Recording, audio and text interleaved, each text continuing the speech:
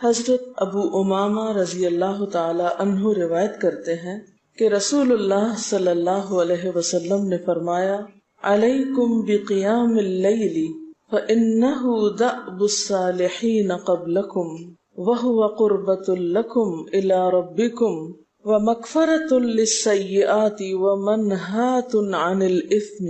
حضرت ابو امامہ رضی اللہ تعالی عنہ سے روایت ہے کہ رسول اللہ صلی اللہ علیہ وسلم نے فرمایا، تہجد ضرور پڑھا کرو کیونکہ وہ تم سے پہلے صالحین کی روش ہے۔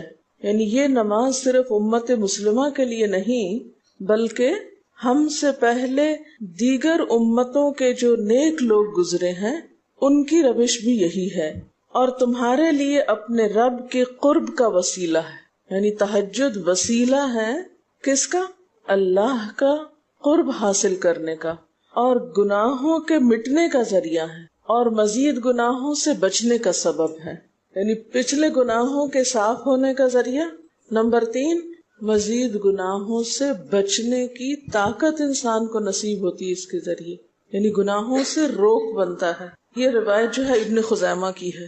حضرت ابو ہریرہ رضی اللہ تعالی عنہ روایت کرتے ہیں کہ رسول اللہ صلی اللہ علیہ وسلم نے فرمایا، اس شخص پر اللہ کی رحمت ہو جو رات کو اٹھا، پھر نماز تہجد پڑھی، پھر اپنی بیوی کو جگایا، پھر اس نے نماز پڑھی، پھر اگر عورت غلبہ نیند کے باعث نہ جاگی تو اس کے منہ پہ پانی کے چھینٹے مارے، اور اس عورت پر بھی اللہ کی رحمت ہو جو رات کو اٹھی، نماز پڑھی، اپنے شوہر کو جگایا، پھر اس نے نماز پڑھی، پھر اگر شوہر نہ جاگا تو اس کے منہ پر پانی کے چھینٹے مارے۔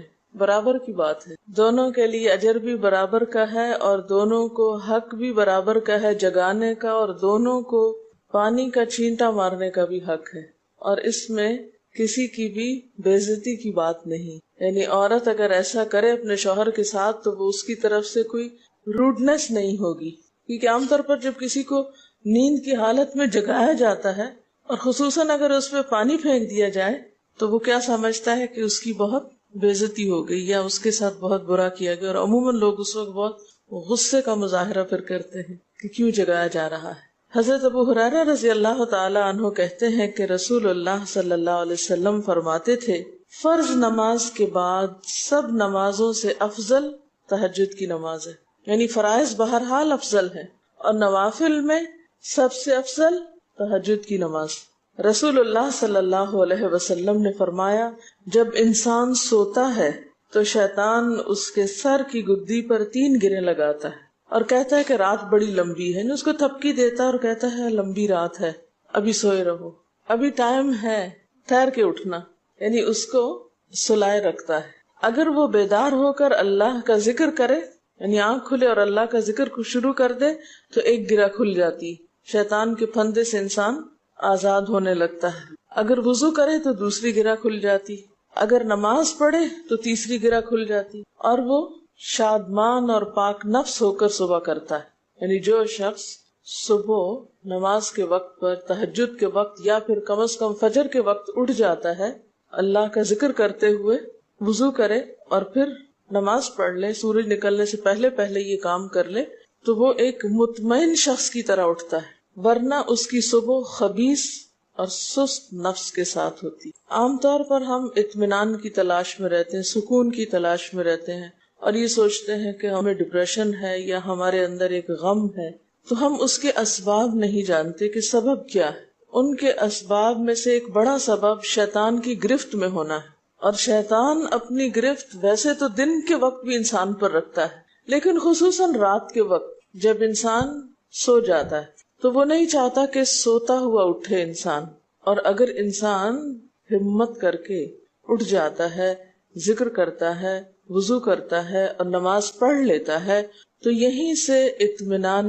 قلب کا آغاز ہو جاتا ہے، اس کی تسلی ہو جاتی۔ رسول اللہ صلی اللہ علیہ وسلم نے فرمایا، اللہ تعالی ہر رات آسمان دنیا پر نزول فرماتے ہیں، یعنی زمین سے سب سے قریبی آسمان پر۔ جب 1/3 رات باقی رہ جاتی ہے تو فرماتے ہیں، ہے کوئی جو مجھے پکارے؟ اس وقت اللہ تعالی بندوں کو پکارتے ہیں، ہے کوئی جو مجھے پکارے میں اس کی دعا قبول کروں؟ ہے کوئی جو مجھ سے مانگے میں اس کو دوں؟ ہے کوئی جو مجھ سے بخشش طلب کرے تو میں اس کو بخش دوں. گویا یہ وقت دعا کی قبولیت کا وقت ہے. انسان جو مانگے اس کو ملتا ہے، اور خصوصی طور پر بخشش کے طلب کرنے کا وقت، جیسے قرآن پاک میں آتا ہے وَبِالْأَسْحَارِ هُمْ يَسْتَغْفِرُونَ، وَبِالْأَسْحَارِ هُمْ يَسْتَغْفِرُونَ، اور سحری کے وقت وہ استغفار کرتے ہیں. اب ہو سکتا ہے کہ آپ کہیں کہ نہیں، ہم نے تو زندگی میں کوئی خاص گناہ کیے ہی نہیں، اس لیے ہمیں تو بخشش کی ضرورت ہی نہیں. بخشش مانگے گناہگار لوگ، ہم تو نیک لوگ ہیں، نیک کام کرتے ہیں، دن رات قرآن پڑھتے پڑھاتے ہیں، اس لیے ہماری تو ضرورت نہیں. نہیں، نبی صلی اللہ علیہ وسلم جن کے اگلے پچھلے سب قصور معاف کر دیے گئے تھے، وہ اتنا لمبا قیام کرتے تھے کہ ان کے قدم مبارک سوج جاتے تھے. حضرت مغیرہ فرماتے ہیں رسول اللہ صلی اللہ علیہ وسلم نے اتنا لمبا قیام کیا رات کو کہ آپ کے پاؤں سوج گئے. آپ سے سوال کیا گیا کہ آپ اتنی مشقت کیوں کرتے ہیں، اپنے آپ کو اتنا کیوں تھکاتے ہیں، حالانکہ آپ کے تو سارے گناہ معاف کر دیے گئے. آپ نے فرمایا کیا میں اللہ کا شکر گزار بندہ نہ بنوں؟ یعنی صرف گناہوں کی بخشش ہی نہیں بلکہ نعمتوں پر شکر بھی واجب ہے. جہاں ایک طرف گناہوں کی بخشش انسان کے لیے اللہ کے قرب کے راستے ہموار کرتی ہے، وہاں اللہ تعالیٰ کا شکر ادا کرنا بندے کو اللہ کا قرب عطا کرتا ہے. اچھا، اب پہلی سنت میں آپ کو بتاؤں گی کہ اگر آپ تہجد کے وقت اٹھے ہیں تو سب سے پہلے آپ کیا پڑھیں گے. حضرت عائشہ رضی اللہ تعالیٰ عنہا فرماتی ہیں کہ رسول اللہ صلی اللہ علیہ وسلم جب رات کو تہجد کے لیے اٹھتے تو یہ پڑھتے 10 بار اللہ اکبر، 10 بار الحمدللہ، 10 بار سبحان اللہ و بحمدہ، 10 بار سبحان الملک القدوس، 10 بار استغفر اللہ، 10 بار لا الہ الا اللہ، اور پھر 10 بار اللہم اعوذ بک من ضیق الدنیا و ضیق یوم القیامہ، میں تیری پناہ میں آتا ہوں دنیا کی تنگی سے اور قیامت کے دن کی تنگی سے. اللہم اعوذ بک من ضیق ضاد یہ قاف، من ضیق الدنیا و ضیق یوم القیامہ، یہ بھی 10 بار. اور پھر فرماتے اللہم اغفر لی واہدنی وارزقنی وعافنی، پھر وضو کرتے اور تہجد شروع کرتے. یعنی یہ بھی وضو سے پہلے آپ پڑھ لیتے تھے. تو آپ کیا کر سکتے ہیں، جیسے آنکھ کھلی یا بستر پر لیٹے ہیں تو بعض اوقات ایسا ہوتا ہے نا کہ انسان سوچتا ہے اچھا ایک سائڈ پہ سو کے اتنے تھکے ہوئے ہوتے ہیں کہ آپ ایک دم نہیں اٹھ پاتے. حالانکہ آپ صلی اللہ علیہ وسلم کے نیند سے بیدار ہونے کا طریقہ کیا تھا کہ جب آپ اٹھتے تھے تو یکدم اٹھتے تھے، سستی کے مارے نہیں کہ کبھی ایک طرف لیٹ گئے پھر دوسری طرف سو گئے پھر دائیں طرف پھر بائیں طرف، نہیں. جب جاگنے کا وقت ہوتا تھا تو آپ فوراً اٹھ جاتے تھے. لیکن بسا اوقات ایسا ہوتا ہے کہ انسان تھکا ہوا ہوتا ہے، سائڈ بدل کے دوسری طرف کو ذرا لیٹتا ہے، تو یہ لیٹے لیٹے بھی آپ اذکار پڑھ سکتے ہیں. ٹھیک ہے، اور یہ سب آپ کو آتے ہی ہوں گے سوائے ایک وہ ذکر کے اللہم اعوذ بک من ضیق الدنیا و ضیق یوم القیامہ. اور ترتیب آپ یاد کر لیں، اپنے بیڈ سائڈ ٹیبل پہ یا بیڈ پہ یا کہیں بھی یہ نوٹس کسی پین کے ساتھ لکھ کے لگا دیں، چپکا دیں، اور جب یاد ہو جائے تو پھر اتار دیں، جب عادت بن جائے تو ہٹا دیں وہاں سے. ٹھیک ہے نا، جتنے دن عادت نہیں بنتی اتنے دن اپنے یادداشت کے لیے رکھ لیں.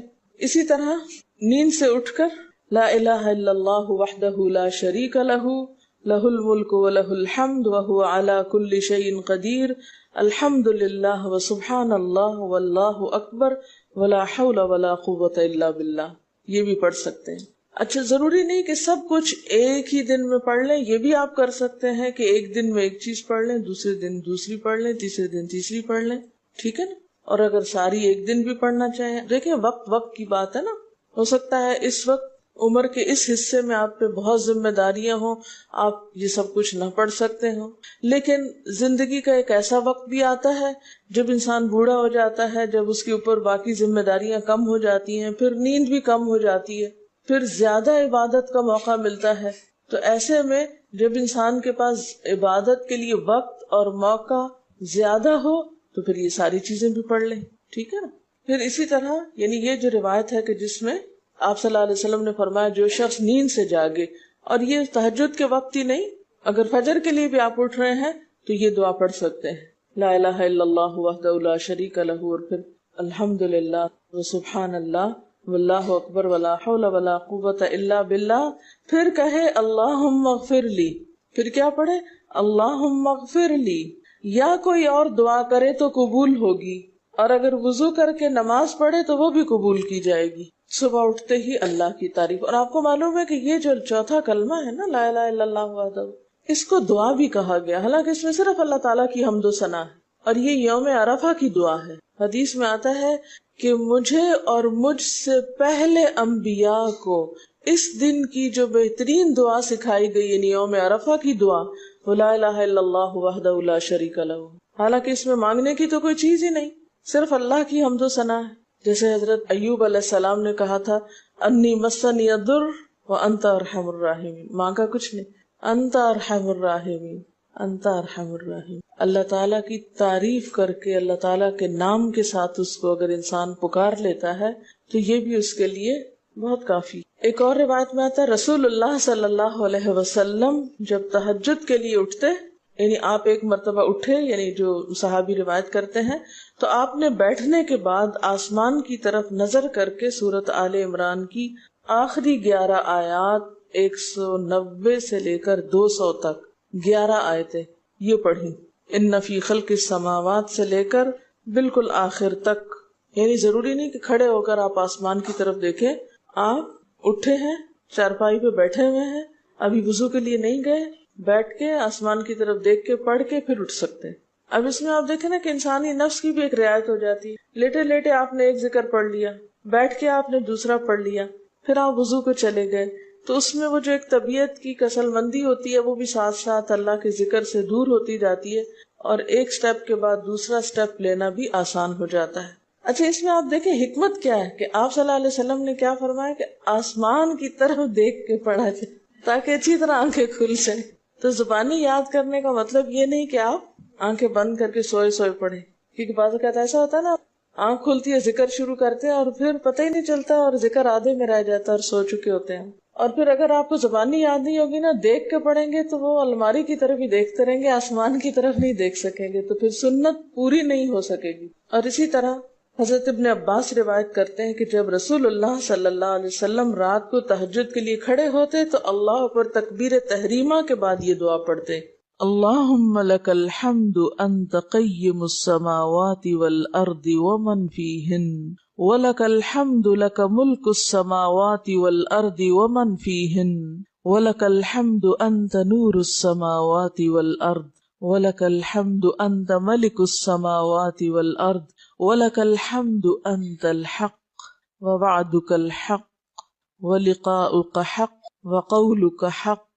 والجنت حق والنار حق والنبیون حق ومحمد صلی اللہ علیہ وسلم حق والساعة حق اللہم لک اسلمت وبک آمنت وعلیک توکلت وإلیک انبت وبک خاصمت وإلیک حاکمت فاغفر لی ما قدمت وما اخرت وما اسررت وما اعلنت انت المقدم وانت المؤخر لا الہ الا انت۔ الہی تیرے ہی لیے ہے ساری تعریف، زمین و آسمان اور جو کچھ ان میں ہے سب کو تو ہی قائم رکھنے والا ہے، تیرے ہی لیے ہے ساری تعریف، زمین و آسمان اور جو کچھ ان میں ہے سب کی بادشاہی تیرے ہی لیے ہے، تیرے ہی لیے ہے ساری تعریف، تو ہی روشن کرنے والا ہے زمین و آسمان کو، تیرے ہی لیے ہے ساری تعریف، تو ہی بادشاہ ہے زمین و آسمان کا، تیرے ہی لیے ہے ساری تعریف،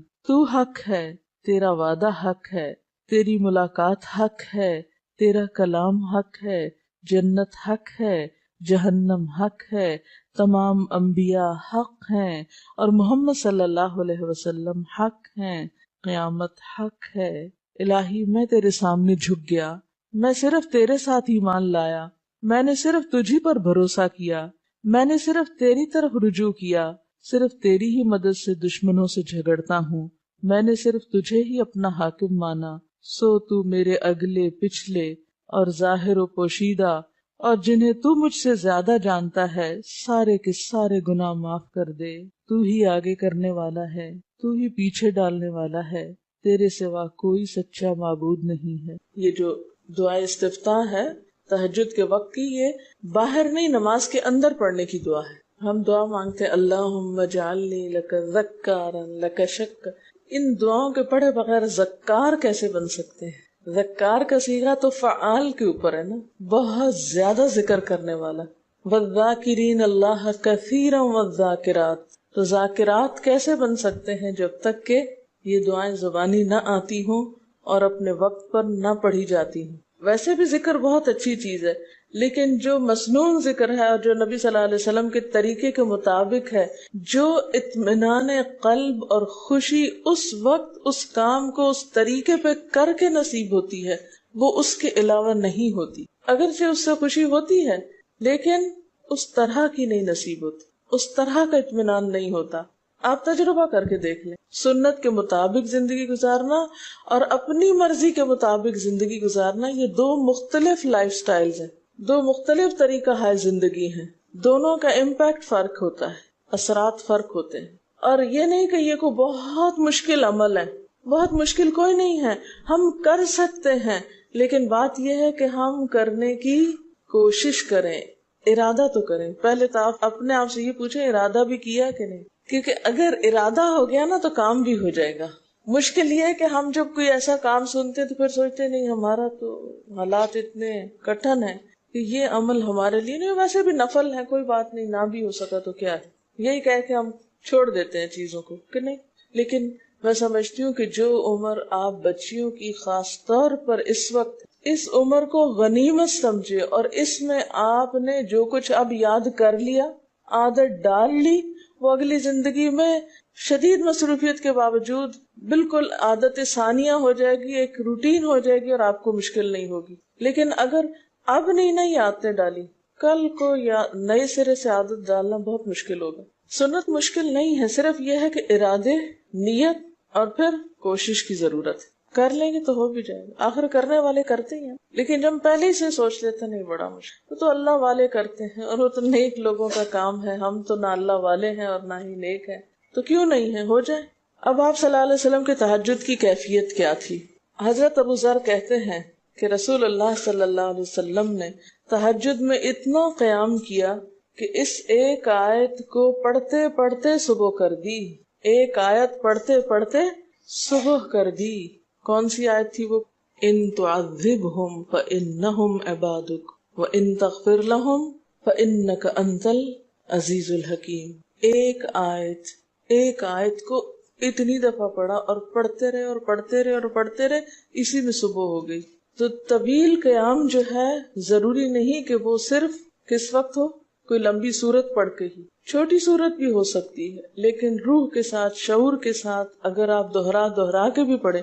مثال کے طور پہ آپ نے کوئی سورت یاد کر لی ہے اور آپ پڑھنے کھڑے ہوئے ہیں اور آپ کو صحیح طرح آتی نہیں ہے، یا آتی ہے تو اتنی تیز نہیں آتی، بہت رٹی ہوئی نہیں ہے، تو کوئی بات نہیں، ایک ایک آیت کو 2 دفعہ 3 دفعہ بھی آپ اس کو پڑھ سکتے ہیں اور اس طرح بھی پڑھ کے لمبا کر سکتے ہیں. یعنی طویل قیام صرف زیادہ قرات سے ہی نہیں، مختلف طریقوں سے ہو سکتا ہے. یہ آیت ہے سورۃ المائدہ کی 118 نمبر آیت ہے. اگر تو انہیں عذاب دے تو وہ تیرے بندے ہیں، اور اگر تو انہیں معاف کر دے تو یقیناً تو غالب اور حکمت والا ہے. حضرت حذیفہ رضی اللہ تعالی عنہ نے نبی صلی اللہ علیہ وسلم کو تہجد پڑھتے دیکھا. وہ کہتے ہیں سورۃ فاتحہ کے بعد آپ نے سورۃ بقرہ پڑھی، پھر رکوع کیا. آپ کا رکوع آپ کے قیام کی مانند تھا. ہماری تو کمر نہ ٹوٹ جائے. کر کے تو ذرا دیکھیں. میں نے زندگی میں پہلی دفعہ رمضان میں طویل رکوع اور سجدے کا موقع ملا. اس سے پہلے تو اس طرح کا سچ پوچھے کانسیپٹ بھی کوئی نہیں تھا، کیونکہ بہت سی چیزیں جب ہم پڑھتے ہیں تو ہم کہتے ہیں ہاں یہ نبی صلی اللہ علیہ وسلم کے لیے ہے، یہ تو آپ کی شان ہے اور آپ کا مقام ہے. ہم تو عام کمزور بندے ہیں. اصل میں ہم کمزور کیوں ہیں؟ اس لیے کہ ہم نے اپنی انرجیز بیکار باتوں میں بہت لگا رکھی ہیں، بیکار غم پالے ہوئے ہیں، بیکار مشغلے ہیں، بیکار گفتگویں ہیں. تو انرجی تو لگتی ہے نا. آپ فضول کی باتیں سوچیں تو کیا انرجی نہیں لگے گی؟ آپ لایانی چیزوں پہ کڑنا شروع کر دیں، کیا انرجی نہیں لگے گی؟ لگے گی. تو پھر آپ کے پاس کوئی تعمیری مثبت کام کرنے کے لیے نہ وقت ہے نہ انرجی ہے. پھر اس وقت تک آپ خالی ہو چکے ہوتے ہیں. رات کو دیر تک آپ اگر فضول گپ شپ کرتے رہے تو صبح اٹھے گا کون، اور پھر صبح پڑھے گا کون، اور اگر پڑھے بھی تو کیا پڑھے اس میں. کبھی آپ نے سوچا کہ احادیث کی یہ جو کتابیں ہیں یہ ساری کی ساری صرف آپ کی گفتگو نہیں، آپ کے عمل کا بھی احاطہ کیے ہوئے ہیں، اور ٹوٹل آپ کی گفتگو یہی ہے۔ اور اگر ہم اپنی گفتگو کو دیکھیں اور ہماری باتوں کی کوئی کتاب تیار ہو، نبی صلی اللہ علیہ وسلم کی عظمت کو پہچانیں، ہم اپنی گفتگو کا جائزہ لیں۔ اگر ہماری گفتگو بھی ریکارڈ ہو کر لوگوں کے پاس جانے لگے، لوگوں تک پہنچنے لگے، ہم عملی نمونہ کیوں نہیں لوگوں کے لیے؟ ہمیں دیکھ کر لوگوں کے عمل کیوں نہیں بدلتے؟ ہماری بات لوگوں پر اثر کیوں نہیں کرتی؟ کبھی سوچا ہم نے؟ صرف اپنی گفتگو کے آئینے میں ہی اپنے آپ کو پہچان لے کہ ہم کہاں ہیں، کون ہیں، کہاں کھڑے ہیں، لوگوں کے بیچ میں کیا باتیں کرتے ہیں، لوگوں کے پیٹھ پیچھے کیا باتیں کرتے ہیں، کہاں کس حال میں کیا کر رہے ہوتے ہیں۔ ہر شخص اپنے آپ کو خود پہچان سکتا ہے۔ کیا واقعی ہم اس لائق ہیں کہ کوئی ہم سے کچھ سیکھے؟ صرف اپنی گفتگو کے آئینے میں خود کو پہچانے۔ بعض اوقات کتنا بیکار بولتے ہیں، کتنا بے مقصد بولتے ہیں، کتنا ضرورت سے زائد بولتے ہیں۔ اس کا یہ مطلب نہیں کہ مصنوعی خاموشی اپنے اوپر مسلط کر لیں، کیونکہ پھر ہم دوسری ایکسٹریم پہ نکل جاتے ہیں، لیکن بامقصد گفتگو کتنی ہے ہماری باتوں میں جو واقعی فائدہ مند ہو، تو پھر ذرا روک بھی لیا کریں نا اپنے آپ کو۔ اپنے ساتھ خود ہی محنت کریں گے تو بات بنے گی، سوچیں تو احساس تو کریں، جب کریں گے تو انشاءاللہ کامیابی بھی ہوگی۔ لیکن پہلی بات تو یہ نا کہ ہم جو کچھ کرتے ہیں نہ اس کا حساب کرتے ہیں، نہ اس کے بارے میں سوچتے ہیں کہ ہم کر کیا رہے ہیں۔ ہمیں نیکی نہ کرنے کا موقع یا ہمارے نیکی نہ کرنے کا ایک سبب اور ایک بڑی وجہ ہماری انرجیز کا بیکار چیزوں میں استعمال ہونا ہے، فضول کی سیاست میں ملوث ہونا ہے، اپنی ذمہ داریوں کا ہمیں ہوش نہیں ہوتا، دوسروں کے کاموں میں مداخلت خوب سوچتی ہے، خود کیا کر رہے ہیں اس کا کچھ پتہ نہیں، دوسرے کیا کر رہے ہیں اس سے بہت دلچسپی یا کیا نہیں کر رہے۔ بہت سے لوگ، بہت سی خواتین کمر درد کی شکایت کرتے، اور اس کی ایک بڑی وجہ نمبر 1 رکوع کا صحیح پوزیشن پہ نہ ہونا ہے، اور نمبر 2 اس پوزیشن پہ کوئی ایکسرسائز نہیں ہماری ہوتی۔ یہ بتا رہی ہے کہ کسی کی کمر میں درد تھا اور ٹھیک نہیں ہوتا تھا کسی چیز سے، تو ڈاکٹر نے ان کو یہ مشورہ کیا کہ طویل رکوع اور طویل سجدے کریں، بیسٹ ایکسرسائز ہے، کر کے تو دیکھیں۔ اور اس میں آپ دیکھیں کہ صحیح پوزیشن پہ لائیں، بالکل اسٹریٹ رکھیں گردن اور کمر کو، پیٹھ اور گردن ایک لائن میں آنی چاہیے۔ بہت سے لوگ یوں ٹیڑھی کرتے، یوں کر کے بس کرتے، یہ غلط پوزیشن، اس سے تو اور بیمار ہو سکتے ہیں۔ کئی لوگ سر پھینک دیتے ہیں نیچے کو، یہ بھی غلط پوزیشن ہے، اس سے بھی کام خراب ہوتا ہے۔ اگر آپ صحیح پوزیشن پہ رکوع لمبا کریں تو یقینی طور پہ کمر درد کا علاج ہے۔ پٹھے مضبوط ہوتے ہیں نا کمر کے، آپ اس کو روک کے رکھے ہوتے ہیں ایک سیدھی لائن میں۔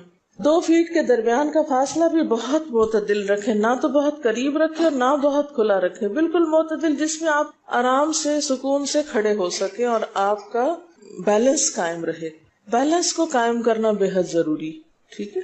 حضرت حذیفہ نے نبی صلی اللہ علیہ وسلم کو تہجد پڑھتے دیکھا، وہ کہتے ہیں کہ سورۃ فاتحہ کے بعد آپ نے سورۃ بقرہ پڑھی، پھر رکوع کیا، آپ کا رکوع آپ کے قیام کی مانند تھا، یعنی جتنا لمبا قیام تھا اسی طرح رکوع تھا، پھر آپ نے رکوع سے سر اٹھایا اور کھڑے ہو گئے، اور آپ کا قوما یعنی رکوع کے بعد اٹھنے کا وقت بھی کافی طویل تھا۔ ہم تو بعض اوقات اٹھ کے کھڑے نہیں ہوتے کہ نیچے چلے جاتے ہیں، تو وہ بھی طویل تھا۔ صرف 2 رکعتیں بھی آپ ایسی پڑھ لیں نا کافی، اگر عام دنوں میں نہ پڑھی جائے تو ویکینڈ پہ پڑھ لیں۔ ہمارا تو ویکینڈ پہ لمبا سونے کا پروگرام ہوتا ہے نا، تو چلے دوبارہ سو جائے، لیکن ہفتے میں 1 دفعہ کر لیں، اگر روز نہیں بھی کر سکتے 2 دفعہ کر لیں، ٹوائس اے ویک کر لیں۔ پھر آپ کا سجدہ آپ کے قومے کی مانند تھا، یعنی جتنا آپ کھڑے ہوئے تھے اتنا آپ پھر سجدہ کیا۔ آپ دونوں سجدوں کے درمیان اپنے سجدے کی مانند بیٹھے تھے، یعنی 2 سجدوں کے بیچ میں بھی آپ اتنی دیر بیٹھے جتنی دیر آپ نے سجدہ کیا تھا۔ بس آپ نے 4 رکعتوں میں سورۃ بقرہ، آل عمران، نساء اور المائدہ پڑھی۔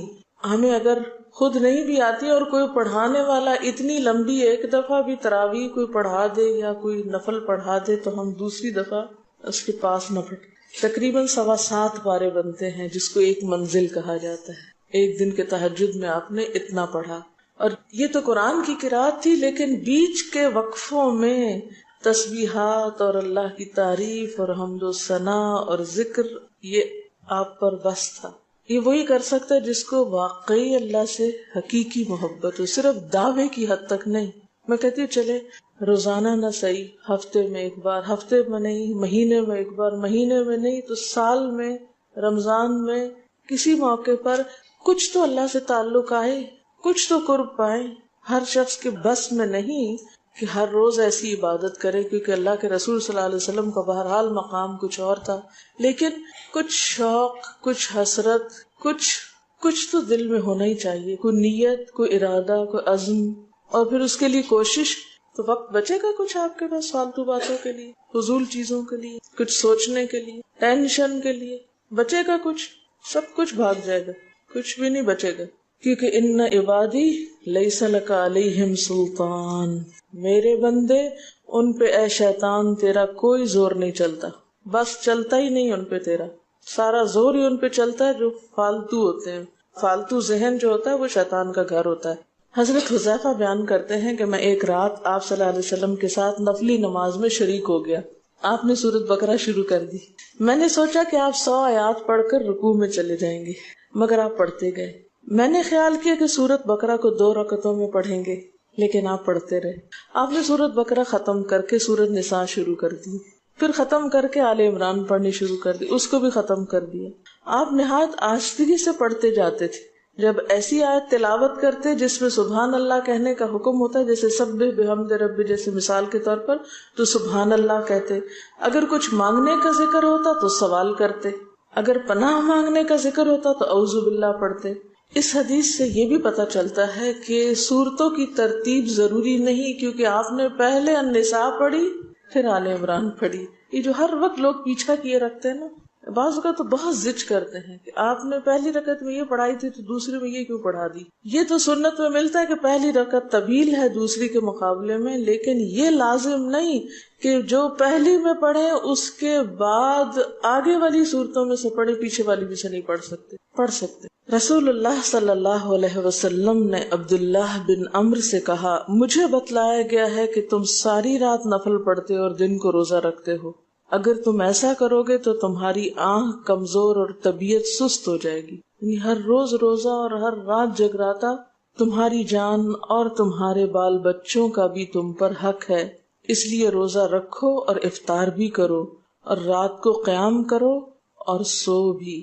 یعنی ساری رات تہجد پڑھنا یا نفل پڑھنا پسندیدہ نہیں ہے، رات کو سونا بھی پسندیدہ ہے. ہمارے ہاں 27ویں رات کو پوری رات جاگنا لازم سمجھا جاتا ہے، تو نبی صلی اللہ علیہ وسلم سے کوئی رات بھی پوری کی پوری جاگنا ثابت نہیں. کیونکہ اگر انسان صرف جاگتا ہی جاگتا چلا جائے تو وہ آسان ہوتا ہے، ایک دفعہ سو کے پھر اٹھنا جو ہے نا وہ اصل میں نفس کا امتحان ہوتا ہے، وہ مشکل ہوتا ہے. اسی طرح نبی صلی اللہ علیہ وسلم 3 دن سے کم میں قرآن مجید ختم کرنا پسند نہیں فرماتے تھے. آپ نے حضرت عبداللہ بن عمرو سے فرمایا کہ 1 ماہ میں پورا کر لو. انہوں نے عرض کی میں اس سے زیادہ تلاوت کی طاقت رکھتا ہوں، تو فرمایا 20 دن میں کر لو.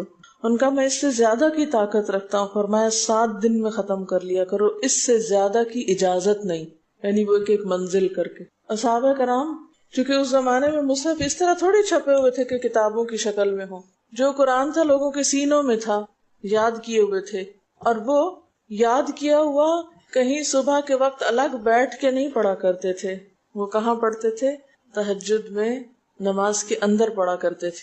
اب یہ تو ہم لوگوں کی مشکل ہوگی نا کہ ہمیں آتا کچھ نہیں زبانی، تو پھر ہم دیکھ کے پڑھتے ہیں تو نماز میں پھر وہ مشکل ہوتا ہے، تو الگ رکھ کے پھر اس کو پڑھ رہے ہوتے ہیں. ٹھیک ہے، لیکن زیادہ بہترین پڑھنا نماز کے اندر کا پڑھنا ہے. اگرچہ دیکھ کے پڑھنے کی اس میں بھی اجازت ہے، لیکن ان کی چونکہ شدید حرص تھی حضرت عبداللہ بن عمرو کی، تو آپ نے ان کو 3 دن کی پھر اجازت دے دی تھی. اور آپ نے فرمایا کہ اس شخص کو قرآن کی کچھ سمجھ نہیں ہو سکتی جو 3 سے بھی کم دن میں قرآن پڑھے. نبی صلی اللہ علیہ وسلم نے فرمایا جو شخص رات کے نوافل میں 200 آیات تلاوت کرتا ہے وہ اطاعت گزار مخلص لوگوں میں شمار ہوتا ہے. انہ من عبادنا المخلصین، وہ آتا ہے نا قرآن پاک میں انبیاء کی صفت میں سے. تو جو شخص رات کو نماز میں یعنی نفل میں 200 آیات تک تلاوت کرتا ہے وہ اطاعت گزار مخلص بندوں میں شمار ہوتا ہے. اور سنن دارمی میں واضح طور پر آتا ہے کہ نبی صلی اللہ علیہ وسلم ساری رات نوافل نہیں پڑھا کرتے تھے.